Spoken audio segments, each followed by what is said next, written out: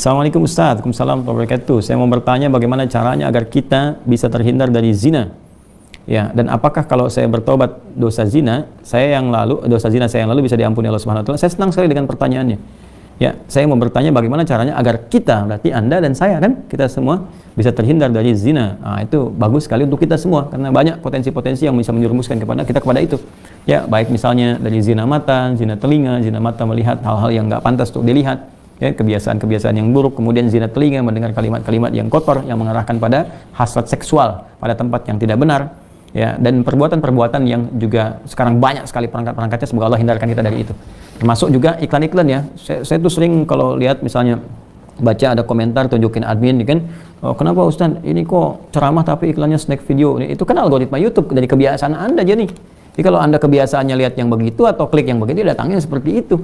Tapi kalau Anda kliknya misalnya yang baik-baik ya, atau iklannya muncul ketika ada, itu kan dari kebiasaan Anda buka kan itu algoritmanya tersusun dengan kebiasaan kita buka laman apa dan sebagainya. Jadi Anda sendiri sebetulnya yang mengkreasikan itu. Jadi mengkoreksi untuk membuka sesuatu itu yang benar sehingga nggak datang iklan-iklan yang nggak diharapkan gitu kan. Baik. Lalu apakah kalau ada ini si fulan atau fulan yang bertobat dosa zina yang lalu bisa diampuni? Insya Allah, bahkan jelas ayatnya. Quran surah ke-39 ya, Az-Zumar ayat 53, dan ini kan turun ketika ada seorang ingin bertobat dari dosanya. Ya, dan ini dosa besar gitu kan, bahkan ada ayat menyebutkan dari zina. Ya, apa yang disampaikan Allah di sini? Qul ya ibadiyalladzina asrafu ala anfusihim la taqnatu mir rahmatillah. Ya, innallaha yaghfiru dzunuba jami'a. Ya, wahai hamba-hambaku, masih disebut hamba, dianggap hamba, diaku hamba oleh Allah Subhanahu wa taala. Ya, kata Allah, hei hamba-hambaku, katakan Muhammad SAW kepada hamba-hambaku yang israf berlebihan. Jadi israf itu udah standar tertinggi dalam dosa. Ya, jadi ada khata, nanti ada afu pasangannya, ada dzambun, ada ghafir pasangannya. Ghafir Quran surah ke-40 misalnya ayat 3, ghafirid dzambi wa qabilit taubi. Kemudian ada naik lagi dzunubun, ada ghafar pasangannya seperti surat Nuh ayat 10, faqultu astaghfiru rabbakum innahu kana ghafar, ada ghafur. Kalau naik lagi dzunubun ma'zulmi, jadi khataun, dzambun, dzunubun ma'zulmi, pasangannya ghafur, kemudian israf pasangannya rahim.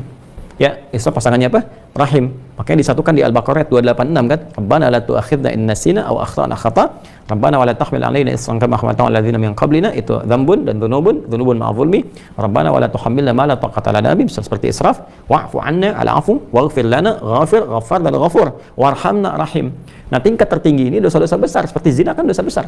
Yang membunuh dosa besar. Maka kata Allah, qul ya ibadiyalladzina asrafu ala anfusihim, hai hamba-hambaku yang pernah berbuat israf.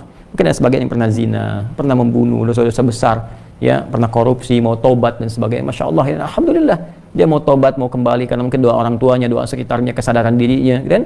Kemudian la taqnatu min rahmatillah, jangan putus asa dari rahmat Allah Subhanahu wa taala. Innallaha yaghfiru dzunuba jami'a. Allah akan mengampuni dosa-dosa itu seluruhnya sepanjang kamu mau tobat. Sepanjang mau tobat.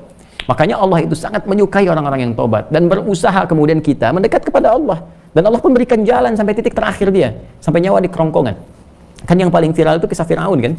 Ya, Firaun, Allah menerapkan keadilan, memberikan contoh kepada kita. Ini Firaun, se-Firaun-Firaunnya, ya, yang merasa paling kuasa, hobi bunuh orang dan sebagainya, zalim dia, masih diberikan kesempatan untuk tobat dengan diberikan bimbingan dari dua nabi. Kurang apa coba Musa dengan Harun? Ya, diutus untuk Firaun.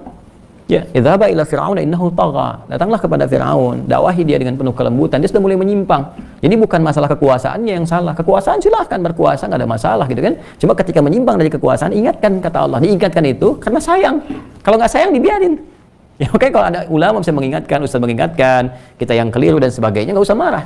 Kan? Nah, kalau kebaikan kita terima dengan cara yang baik dan mengingatkan pula dengan cara yang baik. Karena kalimat Qur'annya faqul lahu qawlan layyina, katakan dengan cara yang lembut.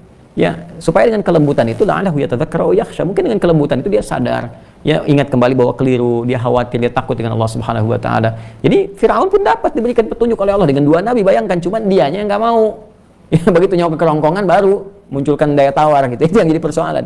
Ya, jadi semua punya kesempatan untuk kembali. Makanya saya sering katakan Allah sangat mencintai para pelaku maksiat yang gemar bertobat dibandingkan orang soleh yang tidak pernah merasa salah. Ya, jadi saya support teman-teman saudaraku ini atau saudariku, kembali kepada Allah, ya, dan tutup semua, jangan diungkap kemana-mana. Kalau sudah berdosa, taubat kita kepada Allah, minta maaf kalau terkait dengan hak-hak manusia. Setelah minta maaf, berbuat lebih baik. terus dan lupakan itu semua, berbuat lebih baik, lebih baik, lebih baik sampai kita merasakan kebaikan itu nikmat dilakukan. Itu halawatul iman namanya. Itu tanda taubat kita diterima oleh Allah Subhanahu wa taala. Tanda taubat itu kan ketika kita menyesali, mengakui, menyesali, kemudian ada rasa nggak enak untuk mengerjakan lagi atau bahkan mendengar, ya ini saya nggak mau dengar. Acara-acara gini sudah nggak suka dan sebagainya. Terus berganti jadi kebaikan. Nonton yang bagus-bagus, bacaan yang baik, enak sholat dan sebagainya. Itu tanda taubat kita diterima oleh Allah Subhanahu wa taala. Ya, jadi di sini saya kira semua punya kesempatan yang sama untuk menjadi baik, untuk dimuliakan oleh Allah Subhanahu wa taala, dan tidak sungkan kita mendoakan setiap orang termasuk diri kita sendiri yang untuk selalu berusaha ya, konsisten pada nilai-nilai kebaikan.